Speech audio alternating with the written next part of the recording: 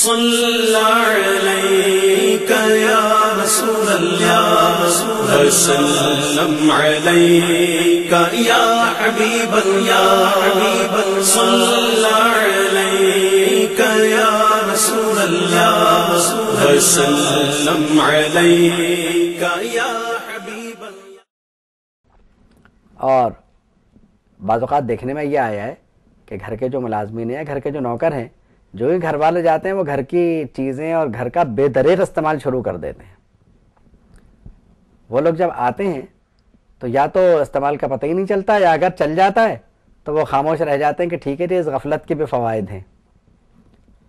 اور عام طور پر اچھے نوکر دو طرح کے ہوتے ہیں، ایک وہ جو گھر کے استعمال کی اشیاء کا بے دریغ استعمال کریں مگر گھر کا خیال رکھیں، اور ایک وہ جو گھر والوں کی موجودگی یا غیر موجودگی میں گھر کی کسی چیز کو ہاتھ نہ لگائیں اور اس سے امانت سمجھ کے ہر حال میں اس کی حفاظت کریں۔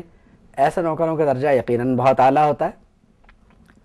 یہ صرف بات گھر کے نوکروں کی یا کسی ادارے کے نوکروں کی نہیں ہے، بلکہ یہ عام سطح پہ بھی بات آتی ہے۔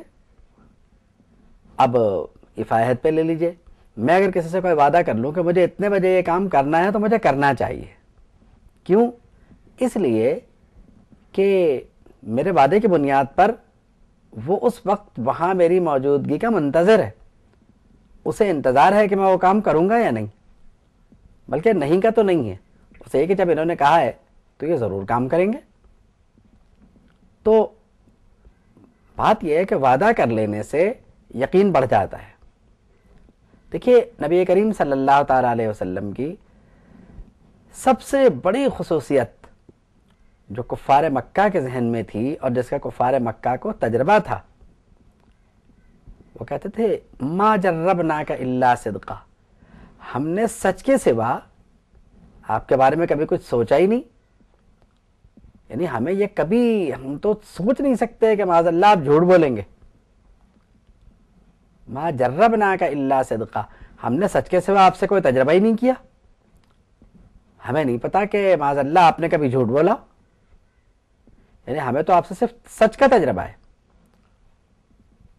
تو سچ بولنا یہ تو ایک علیحدہ موضوع ہے، لیکن حضور کی دو ہی صفات مکہ مکرمہ میں مشہور تھیں جو آج بھی زبان زد خاص و عام ہے، کہ حضور صادق اور امین کے لقب سے وہاں پہچانے جاتے تھے۔ اور صدق و امانت اتنی زیادہ تھی نبی کریم صلی اللہ تعالیٰ علیہ وسلم میں کہ جو آپ کا کسی وجہ سے معترف نہ بھی ہو، وہ آپ کے صدق و امانت کا انکار نہیں کر سکتا تھا۔ یعنی لوگ اپنی امانتیں حفاظت کی غرض سے حضور کے پاس چھوڑ جایا کرتے تھے اور ان کی امانتیں محفوظ رہتی تھی۔ اور حضور نے امانت داری کا اتنا اہتمام فرمایا۔ دیکھیے، سب سے زیادہ ضرورت انسان کو پیسے کی اور مال کی اس وقت ہوتی ہے جب وہ کہیں سفر کرے۔ اور ویسے بھی عام طور پر دیکھا گیا کہ دشمن کا مال اگر آپ کے پاس ہو تو آپ سوچتے ہیں بھائی دشمن کو نقصان پہنچانے کے لیے اس سے اچھا موقع نہیں آ سکتا، تو آپ اس میں خیانت کر گزرتے ہیں۔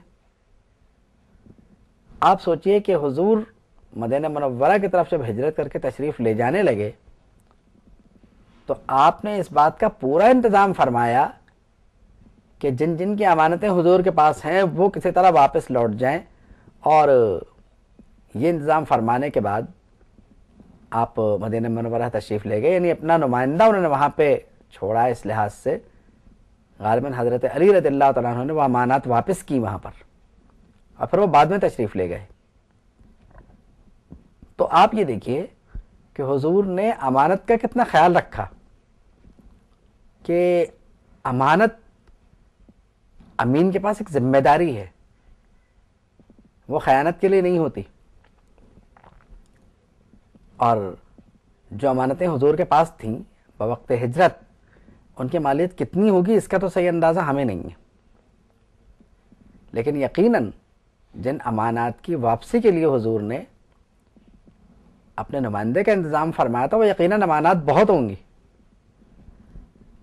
یعنی آپ کے دشمن بھی جو آپ کا صادق اور امین مان رہے ہیں تو اس کا مطلب ہے کہ اپنی امانتیں بھی انہیں دے رہے ہیں وہ۔ مکے کے لوگ امانات حضور کو دے رہے ہیں. اب اکثر یہی سمجھا جاتا ہے کہ ہمارے پاس اگر کسی امانت رکھ دی ہے کسی نے تو اگر وہ کمزور ہے تو کوئی بات نہیں, اس کی امانت تو ہمارا مال ہے, اور جاہل کی امانت ہمارا مال ہے. ایسا نہیں ہے. بات یہ ہے کہ اب اگر کوئی خدا نہ خواستہ ایمان سے محروم ہونا چاہے تو پھر جو چاہے خیانت کرے. آپ اندازہ کریں کہ منافق کی علامات میں سے 2 علامات یہ بھی ہیں کہ منافق ہر صورت میں خائن ہوتا ہے اور منافق ہر صورت میں بدعہد ہوتا ہے. یعنی منافق کی علامات میں سے ہیں یہ. دیکھیے, باوجود اس کے کہ امانت داری کا تقاضا یہ ہے کہ بدعہدی نہ کی جائے, یعنی بدعہدی اور خیانت کو ایک ساتھ پڑھا گیا. حالانکہ خائن جو ہے وہ بدعہد بھی ہے, لیکن شاید امانت کا تو چلیے آپ کہہ سکتے ہیں کہ بقدر ذمہ داری جو ہے وہ معاملہ چلتا رہتا ہے کہ جتنی جس پہ ذمہ داری ہے اتنی ہی اس کی امانت داری ہے. اب اکثر و بیشتر یہ دیکھنے میں آیا کہ ہمیں نوکری دی گئی 8 گھنٹے, ہم کام کرتے ہیں 4 گھنٹے اور پیسے لیتے ہیں 8 گھنٹے کے, تو خیانت یہ بھی ہے. بدعہدی تو کم سے کم ہے ہی ہے, وہ اس لحاظ سے کہ معاہدہ ہم نے کیا 8 گھنٹے کا, کام ہم کریں گے 4 گھنٹے کا.